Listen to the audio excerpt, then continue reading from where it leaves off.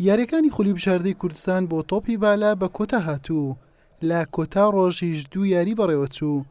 سەرەتا هەڵەبجە و ئەکاد بۆ یەکلاکردنەوەی پلەی سێم ڕوبەڕووی یەکتر بوونەوە. هەڵەبجە بە ئەنجامی سێ گەیم بەرامبەر گێمێک سەرکەوتنی تۆمارکردو پلەی سێمی بەدەستێنا. لە یاریەکی دیکەش هەولێری یەکەم و شۆڕزەی دوم ڕوبەڕووی یەکتر بوونەوە. هەولێر توانی بە سێ گەیمی بێوەڵام سەرکەوتن تۆمار بکات و بەبێ شکست و لە دەستدانی خاڵ کۆتایی بە یاریەکانی لە خولەکە هێنا و بووە پاڵەوان.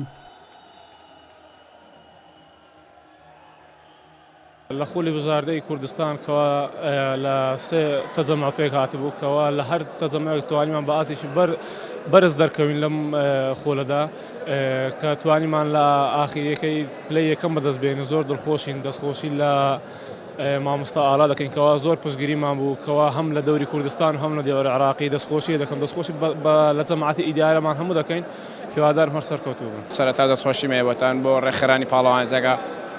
دوای دابڕانێکی زۆر ماوەی چەند ساڵێک خولی نایابی کوردستان کرایەوە بە سەرکەوتووی ئەلحەمدولیلا ئێمە ئینجازێکی باش بوو. ئێمە دوای دابڕان ئەوەندە ساڵە دوای دابڕان و نەکردنی هیچ نوێرە تەمرینێک ئینجازێکی باش بوو. ئێمە بۆ نادی شۆڕیجە پلەی دووەمی پاڵەوانێتێکە قۆناغیەکەمان بە سەرکەوتووی تێپەڕان، بەڵام یانەی هەولێریشانەیەکی بەهێز بوو، تەمرینی باشی هەیە، نەماتوانین بەربەستیەوان ببڕین. ئێمە یاریەکانی ئەم وەرزەی خولەکە بە سێ کۆبوونەوە ئەنجام درا.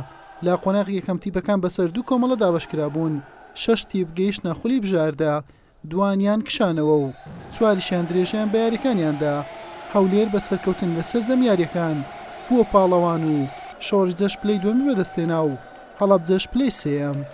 حوسێن محەممەد، کەناڵی پێم، هەولێر.